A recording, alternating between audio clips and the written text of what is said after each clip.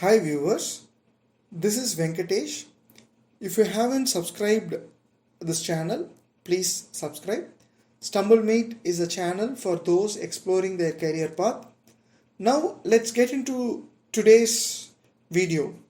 Things to do when getting admit from university.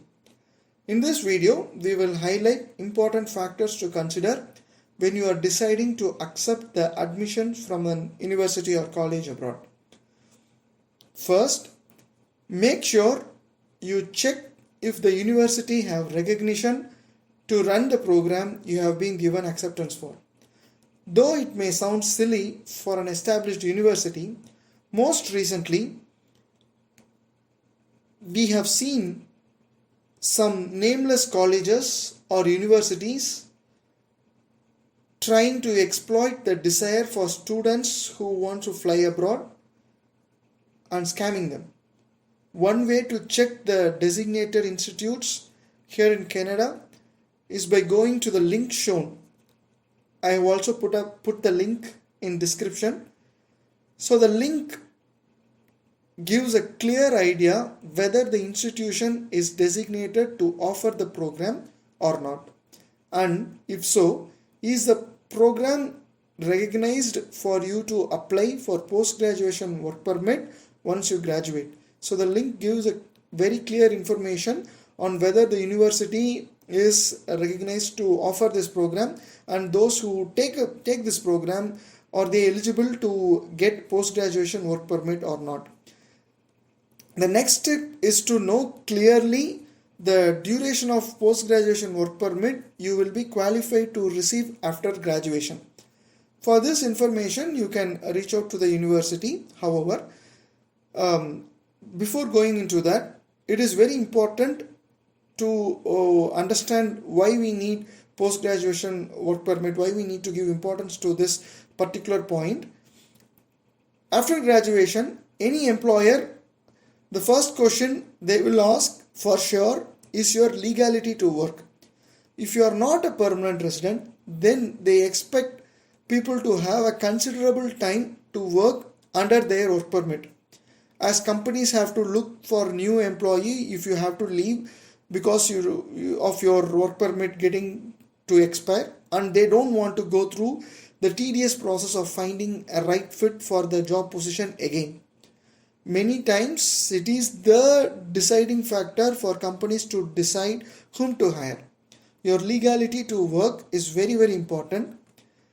If your course is a 2-year or equivalent to 2 years, then mostly the post-graduation work permit will be given for 3 years, which is more than enough time for any employer to hire you without any fear.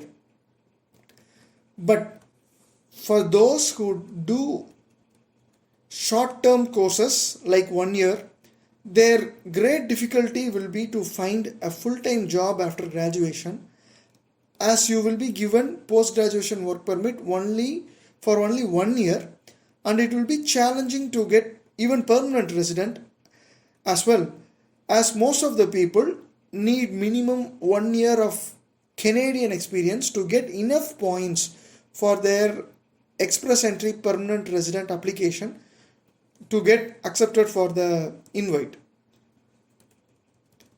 Similarly, in United States too, it is very important to understand the immigration process. If you are planning to apply for a university in United States, it is very important to understand the immigration process after graduation for work before deciding to choose the course. Most of the STEM courses, I think they do provide a visa that allows you to work for 3 years, but the challenge remains in getting the H1B1 visa, as it is still based on the lottery system as of this time when this video is being recorded. As countries update their immigration process based on the country's need from time to time, it is very important to know the latest information by connecting with seniors, mostly the immediate seniors from the university or colleges of your interest, to know clearly about the post-graduation work eligibility you will be qualified from the course to work in that country of your interest. For Canada, please note the link shown in the video.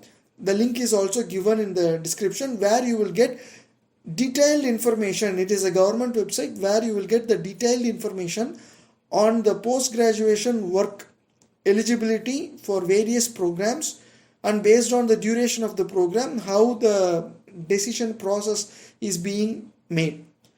So it is very important you understand the informations very clearly, and it is also important to discuss the understanding with the people, with the students who are currently studying the course in the university, to make sure if what you understand is indeed correct, and also to cross verify it with the university or the college departments, to make sure that you do not have any problem to work in the country of your interest after your graduation, as it is true that many people who travel abroad for studies, it is also not just for the quality of education, but also for some different lifestyle that they are interested in to live for some period of time after their graduation. So most of the courses are accommodative of this thought for the students to gain back the amount they have spent for their education. But it is very important, especially if it is a short-term course, it is very, very important for the students to make their thorough research to know what will be the post-graduation work permit that they will be eligible for, as that will decide for you to get an edge in getting the work from an employer, and that experience will give you the edge in gaining the points for the express entry permanent resident application as well. So that is the second point that you must be giving very much importance as you are deciding the university or the program to take before deciding to accept and travel abroad. So the third point is the living cost and scholarship. Though you may have got admit offers from, say, more than one universities, and some universities may look more prestigious or more dream come true, it is very important to look the value of the degree from the cost that you may have to spend. In some universities, the tuition fees may look higher, but they may also provide scholarships and other subsidies to more students, because of which the final cost may come down significantly. Some countries do legally also allow students to take part-time job during their study period. In Canada, a student is legally allowed to work for 20 hours a week. It is also important to note that in countries like Canada, a student is also allowed to bring their spouse, and their spouse is given an open work permit to work. Which means if you are a student studying in a university, you can bring your spouse, and your spouse is, if they can find a job, they are legally allowed to work, so that they can support you economically for your studies, which is a wonderful option in my opinion. So it is important to consider the country of your interest do provide any of this kind of facilities as well. With one of the family member able to go to work, it may help a lot for the other to study without any financial stress, for sure. Regarding the scholarships, the best source of information, I think, will be to reach out the university is concerned department directly to know if there are any deadlines for applying for scholarship.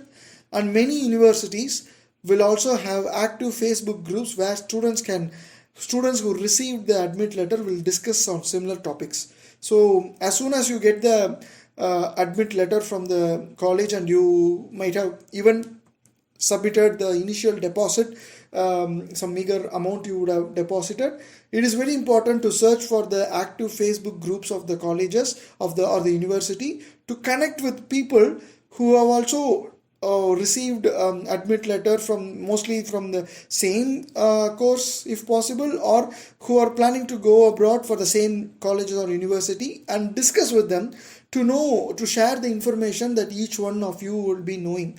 Thereby, you discussing in that way will help a lot in you getting an understanding before going to a country where you have never been before, or maybe you don't have any friends or family there, and it is very important to discuss with the people who are going to travel similarly like you to know what other informations that they have collected from their own research, and for you to share the researches that you have made, so as to know that you get a better idea of how your education, that stress level of the studies and the stress level of finding a job, difficulty in finding a job or the interview, and how challenging the entire journey is going to be, is something you will get an idea.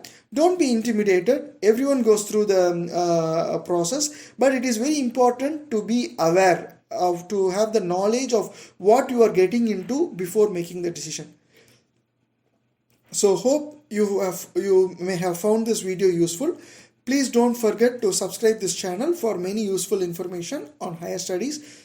Thanks a lot.